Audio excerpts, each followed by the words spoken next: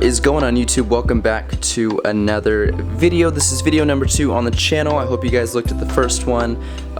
Did an introduction on the full setup on this tank. So if you guys are new, go ahead and click back and watch that video where I literally break down everything that's on the tank and what's inside livestock wise. So today what we're gonna do is a review on these Amazon Aquanite Hypergera LEDs.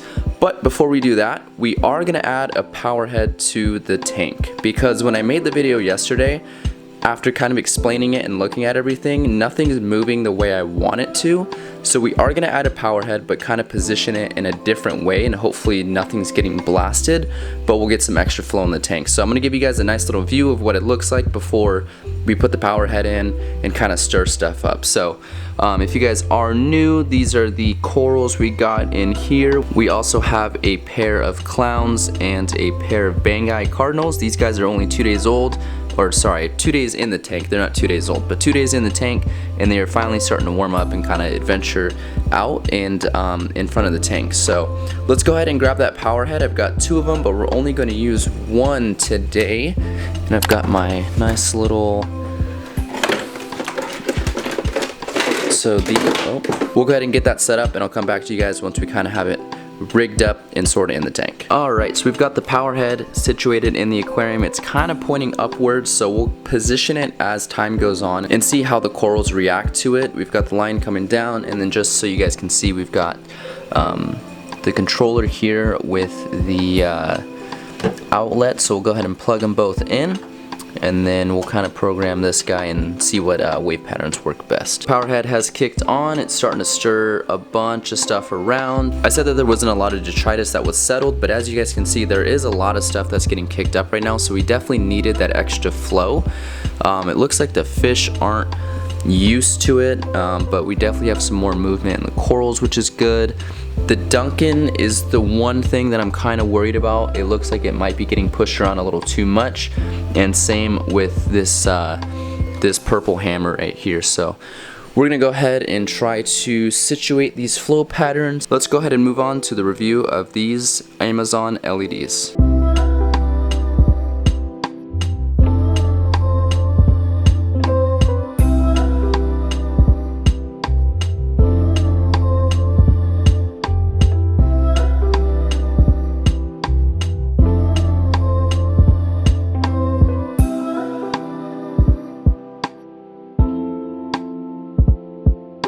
So I've had these lights for so long that I unfortunately don't have the boxes for them anymore, but these are 2 of the Aquanite Hypergera LEDs. You can find these on Amazon. I'll put the little photo up on the screen so you guys can see what they look like. I know there's a couple different iterations of this light. This one is the newer of the 2, and this one I've had for probably about 2 years now, and this one's going on a year. So there's different versions coming out from the same company, so I'll try to find the most recent one. They're all sitting around the $60 to $75 range, which is insanely cheap for an LED.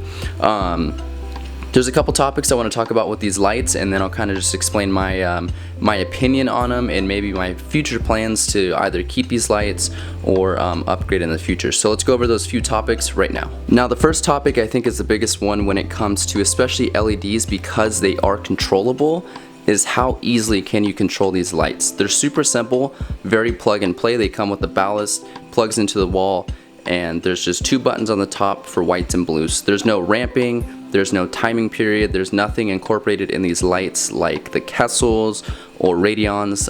It's a $70 light, so all you get is the 2 buttons on the top, and then you plug it into the wall. So right now I'm gonna put these at full blast and kind of just touch on the light so you guys can see how simple it is. They're just touch sensitive buttons, super easy.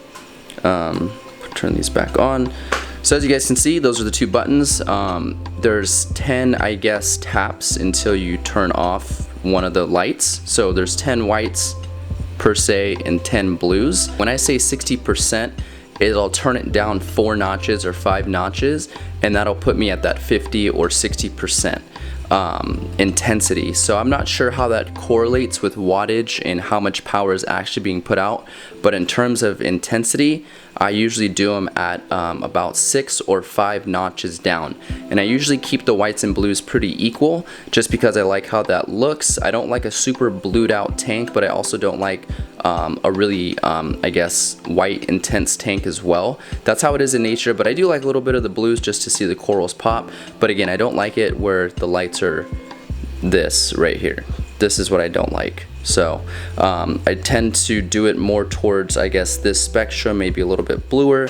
But again, I don't really like it where everything's kind of neoned and popped out. So that's it for controllability. Super simple lights. For some people it might be nice, just plug and play on especially like a nano sized tank like this, but if you have SPS or a bigger tank or the lights are consuming more wattage, you might want to have the controllability of ramping as well as more intensity controlling for different times of the day. So that's something that I would definitely like in the future, especially if I go with a larger tank, or even on this tank I would like a little bit more controllability. But for now, these lights seem to be really easy to manage, and they were extremely easy to understand out of the box. Now the next topic I wanted to talk about was par level and wattage output. So each of these lights, these are the older versions, the newer versions are 30 watts each. I want to say these were sitting at around 26. The newer ones, I think they upped the intensity a little bit, but still at 30 watts, that's a pretty low consumption light, especially even for an LED. Of course, metal halides and T5s are really high in output. LEDs are known for being really low consumption watt-wise and putting out very low heat, but even at 30 watts, I feel like that's pretty low for an LED. So we'll just say 25 for each of these guys, so 50 watts total. The newer ones, like I said, are going to be about 30 watts, so 60 total for a size aquarium such as this one. I don't have a par meter, unfortunately. I haven't invested in one.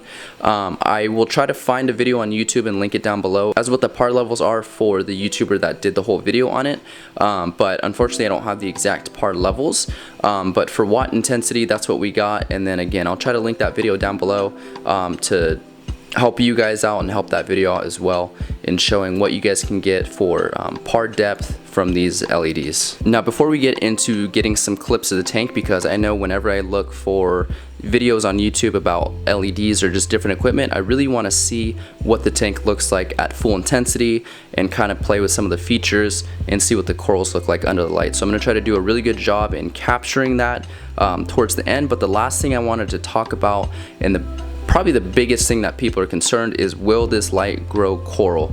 From my experience, I've only had coral in this tank for about 3 months, so not long enough to see substantial growth, but I have had it long enough to see how corals are acting and if they're healthy, and I have seen some signs of growth. So some of the things that I've seen so far is that the green star polyp, even though this is a extremely easy to keep coral, and this is probably going to be impossible to get on camera, especially with these clownfish, but right in that section there, you can see that the coral is starting to encrust on the rock that I sat it on. So I know for a fact this coral is doing healthy and it's growing. With this coral here, I got it significantly smaller than where it is right now. This coral is not even open all the way, but this coral is probably ½ an inch smaller in circumference. And then the last example I have are these zoas. They're starting to grow and multiply onto this rock in this section here, so I know that that colony is doing good as well. And these zoas here, the GSP and this leather coral, these are the 3 corals that I've had in here the longest, so they've had the most time to kind of sit and establish in the tank. But I know that these lights will grow the coral, and they're doing healthy under these lights. With that being said, the one coral that I have had in here a long time as well is this red Monty cap, and it's been in here for the duration of those 3 months. And although it hasn't bleached or died on me, it's not growing as well. If you see Monty caps, you could usually see like a white ring around the edge. It's not losing color, and it's definitely not as pink as it looks on camera, but This one, yeah, definitely not growing, so I wouldn't say these lights would hold up for SPS coral. I definitely wouldn't recommend it on a video, but for some softies, leathers, and some LPS, I'd say this light does fine in maintaining the coral's colors and helping the corals grow a little bit as well. I haven't had enough time with the corals to really see significant growth, so I'll definitely do an update video in the future if I still have these lights. But yeah, that's pretty much all in all what these Hypogera aquanites are about. It's just a cheap option to get into, I guess, the LED scene and the reefing scene as well. For SPS corals, and if you're doing something a little bit more advanced, I think eventually you'll end up upgrading. If you do go with two lights like these, they're gonna, like I said, run you about $70 each, so around $150 with shipping. I think for $150 you might as well spend another maybe $100 and get a pair of Kessel A80s, because like I said, eventually you'll be upgrading. I've had both of these lights for about a year, going on probably 2 years, and I think I'm ready to upgrade to something a little bit higher tech like Kessel. In the last video I mentioned I want to do either 3 A80s or just do an AP700 and turn the intensity down a lot. But we'll see what comes of the light upgrades, but for now I just want to show you guys the corals and let you guys see what they look like under the light. So yeah, let's go ahead and check that out.